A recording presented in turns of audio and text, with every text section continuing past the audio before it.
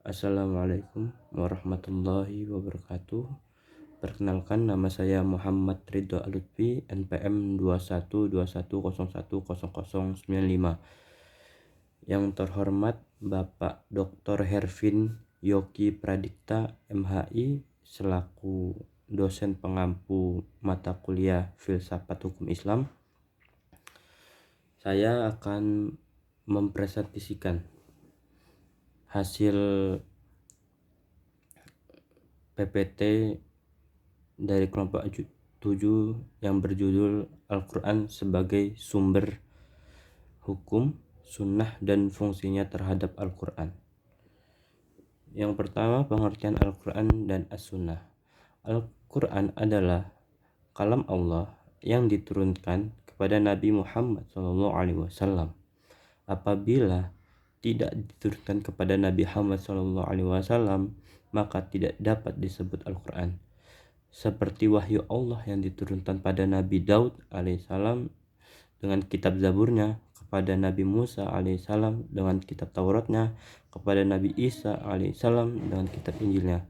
Memang itu termasuk kalam Allah, tapi tidak bisa disebut Al-Quran karena tidak diturunkan kepada Nabi Muhammad SAW.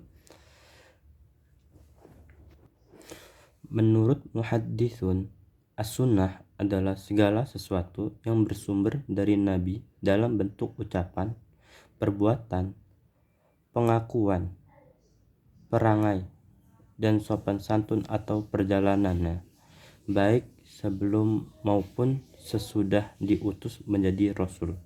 Menurut sementara muhaddisun, dalam arti kata Al-Sunnah sama artinya dengan Al-Hadis. Yang kedua, menjelaskan tentang kehujahan Al-Quran dan As-Sunnah sebagai sumber hukum Islam. Yang pertama, kehujahan Al-Quran sebagai sumber hukum Islam. Para ulama sepakat menjadikan Al-Quran sebagai sumber pertama dan utama bagi syariat Islam karena diatur belakang oleh beberapa alasan. Di antaranya kebenaran Al-Quran. Abdul Wahab Khalaf mengatakan bahwa hujahan Al-Quran itu terletak pada kebenaran dan kepastian isinya yang sedikit pun tidak ada keraguan atasnya. Hal ini sebagaimana firman Allah Subhanahu wa taala dalam Quran surat Al-Baqarah ayat 2 yang artinya, kitab Al-Quran ini tidak ada keraguan padanya, penunjuk bagi mereka yang bertakwa.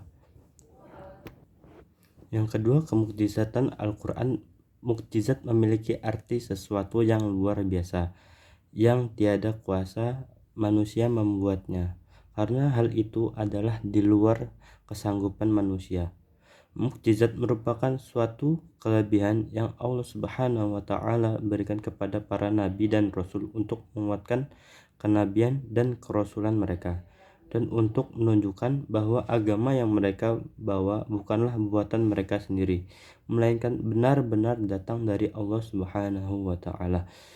Seluruh nabi dan rasul memiliki mukjizat, termasuk di antara mereka adalah Rasulullah SAW, yang salah satunya mukjizatnya adalah kitab suci Al-Quran sendiri. Kehujahan yang ketiga ada kehujahan As-Sunnah. Sunnah sebagai penjelasan terhadap Al-Quran. Al-Quran sebagai sumber pertama dan utama yang banyak memuat ajaran yang bersifat umum dan global.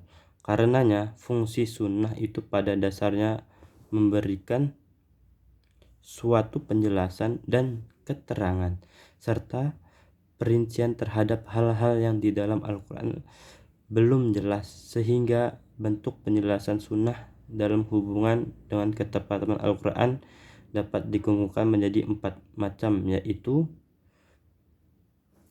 bayan takrir atau taukid, bayan tafsir, bayan tasyrik atau al-ziyadah, dan bayan al-takhir atau al-naqs. Yang pertama, bayan takriri atau takkid. Maksudnya adalah as-sunnah berfungsi untuk menetapkan dan memperkuat apa-apa yang telah dijelaskan dan ditetapkan Al-Quran, sehingga Al-Sunnah dapat dikatakan sebagai tambahan terhadap apa-apa yang termuat di dalam Al-Quran dengan melihat banyaknya hadis yang sesuai dengan ayat-ayat Al-Quran. Maka penjelasan seperti ini dikenal sebutan bayan al-muwafiq Alkitabnya. Yang kedua ada bayan tafsir. Maksudnya ialah hadis berfungsi untuk memberikan tafsiran dan rincian terhadap hal-hal yang sudah dibicarakan oleh Al-Quran. Hal ini dapat dikelompokkan menjadi 4 dan akan dijelaskan pada sifat penjelasan sunnah terhadap Al-Qurannya. Yang ketiga ada bayan tasyri atau az-ziyadah. Maksudnya ialah membentuk hukum yang di dalam Al-Quran tidak ada atau sudah ada tapi sifatnya khusus pada masalah pokok, sehingga keberadaan hadis dapat dikatakan sebagai tambahan terhadap apa-apa yang termuat di dalam Al-Quran tidak disinggung.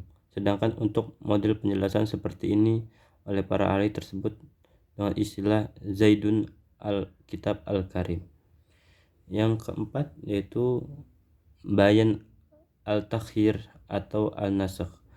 Maksudnya hadis berfungsi untuk melakukan perubahan terhadap apa-apa yang telah ditetapkan oleh ayat-ayat Al-Quran seperti hadis Nabi sebagai berikut.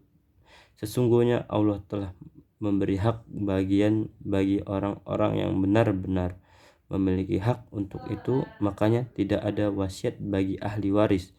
Hadis ini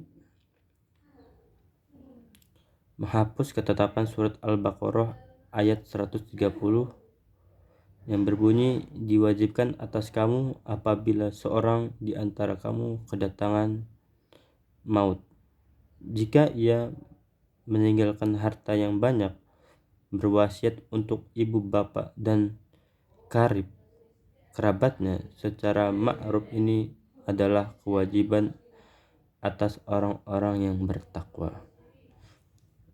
Yang ketiga yaitu sifat penjelasan sunnah terhadap Al-Quran.